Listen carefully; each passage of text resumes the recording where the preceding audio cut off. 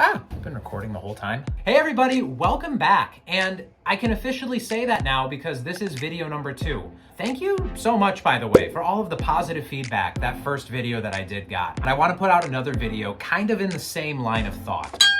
So that first video was about what you should be looking for when you're walking through a home. And I decided to go along that first-time buyer route. It's a question I do get a lot when people are starting the process. So what do I do first?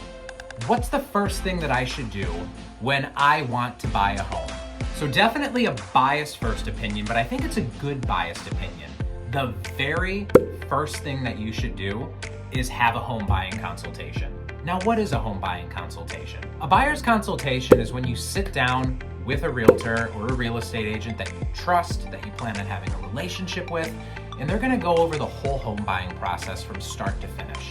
And instead of you having all of this cloudiness and ambiguity about what you are going to do to start the process, they're going to say, look, this is what you do, this is the next step, this is the next step. Absolutely the number one thing you can do. After the home buying consultation, if you talk to a good realtor, they're going to tell you that the next thing that you need to do, if you're getting a mortgage, is to get pre-approved with a lender.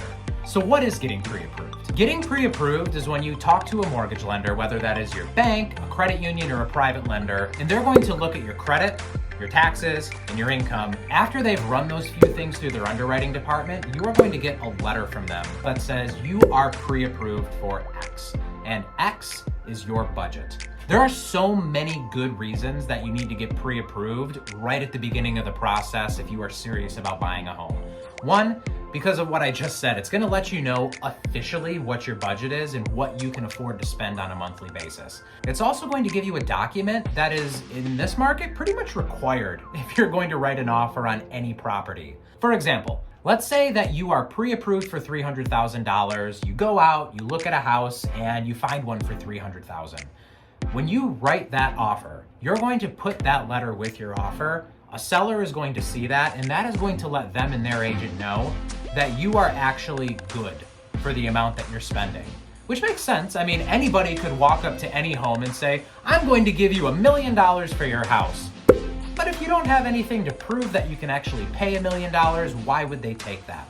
That's the logic behind having the pre-approval letter from the very beginning. It's going to help you, and it's going to help you when you're ready to write an offer. Especially because in this market, writing an offer tends to happen pretty quickly, and having that letter available the second you know you're interested in a home could make a world of difference as far as your ability to get the house. So now you've had your consultation. You understand how the buying process works from start to finish, everything in between. You've talked to a lender, you have that pre-approval letter in your hand that says this is officially the amount that I am able to spend. I have my budget.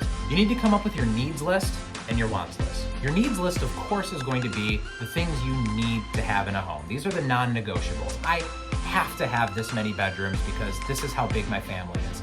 I have to be in this city because this is the school district I absolutely want to have, right? On top of that, you're going to have your wants list.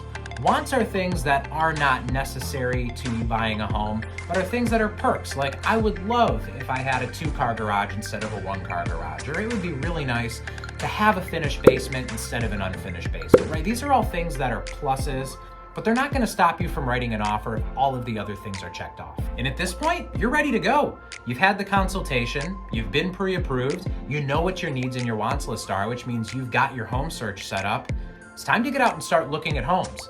Now, if you watch the first video, you know what the next step is, which is what should I be looking for when I'm out looking at a home? And if you haven't seen that video, I super highly recommend you go back and watch it. I think it's got a couple good tips that will help you figure out what you're looking at as you're walking through the space. And that's it. Thank you so much for watching, everybody. It's been awesome making a second video. I'm gonna do a number 3 next week. So if you have any requests or if you have any questions or anything that you think I should cover, I am more than happy to. I'm thinking about maybe doing a property tour next week instead of doing one of these info things, but I'll do whatever you want. So let me know. Thank you so much for watching. Have a great day, everybody. Have a great week. I'll talk to you soon. Bye.